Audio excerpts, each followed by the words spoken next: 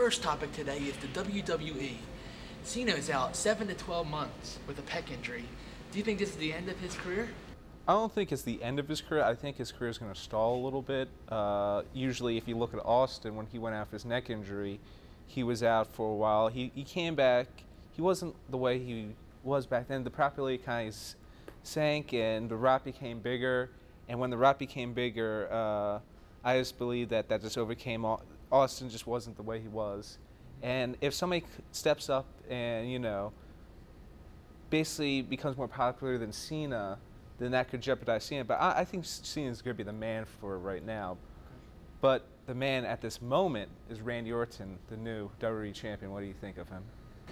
Personally, I think he had too many opportunities. He was already the champ, you know, he had a lot of backstage problems, you know, with his dad, you know, getting in fist fights backstage, and a lot of things we didn't really hear about on the TV side of things. But actually, I think, you know, he should lose the title soon. We have Shawn Michaels back in the picture now, and, you know, Cyber Sunday is going to be coming up soon with him, Shawn Michaels or Mr. Kennedy getting a shot at Randy Orton. And honestly, I'm going to have to go on a limb, but I think it should either be Mr. Kennedy, who's a young rising star, and I think he's ready to carry the ball, or it could be Jeff Hardy, the charismatic enigma. Another great company. Some of you might have heard it, some of you not so much, but this is a company you really should look into. It's called Ring of Honor, and this is a description that you gave to me recently. It's a company based on work rate and has a roster full of loyal, amazing workers who often go above and beyond the normal independent Call of Duty. ROH has a cult-like following. It relies on the purchase of pay-per-views, DVDs, and ticket sales. A great show, always packed. Definitely, it is always packed. Yes. You know, we had guys like Kenta Kobashi from Japan, the Great Muta, Spanky. Yeah. There's so many superstars and that just came out that just went on to, you know, other places. But Montel Vontavious Porter, MVP in WWE, AJ Styles, Christopher Daniels, Samoa Joe, CM Punk, the current ECW champion, Paul London, Spanky, as you mentioned.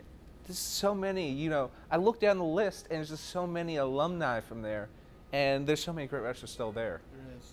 Now, if you want to catch Ring of Honor, you know, face to face, November 2nd at the National Guard Armory, right off the Roosevelt Boulevard in Northeast Philadelphia, you will see great matches, always top to bottom. The card is outstanding. You got Bryan Danielson, former champ, against Austin Aries, a former champ. Wow. That match is in itself is worth the money that you pay for the show. And also, another independent company, which RC is familiar with, it's called Pro Wrestling Unplugged.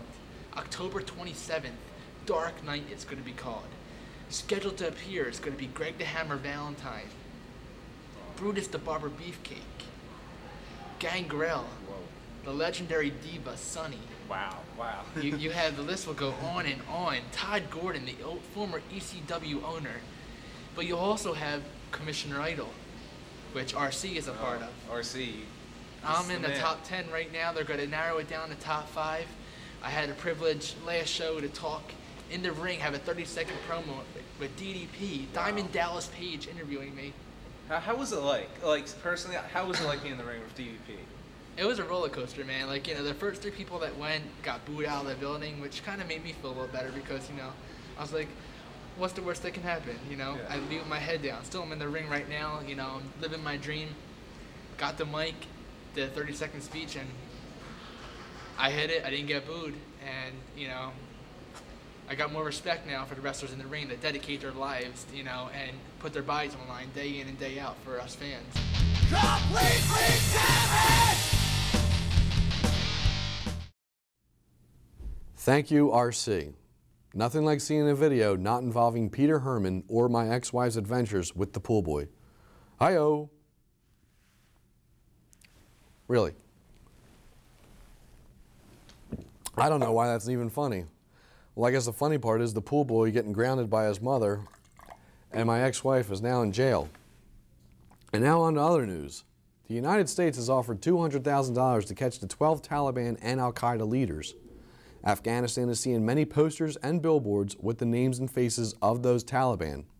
This also proves Peter Herman wrong when he didn't believe that there were 12 leaders, when in fact he thought that everyone in the entire country was a part of the Taliban and Al-Qaeda. What's more is he believed they all gather in a convention center once a week to talk about their successes. Well, that's all there is for Bottom of the Hour. If I'm not in rehab by this time next week, then it's been a good week.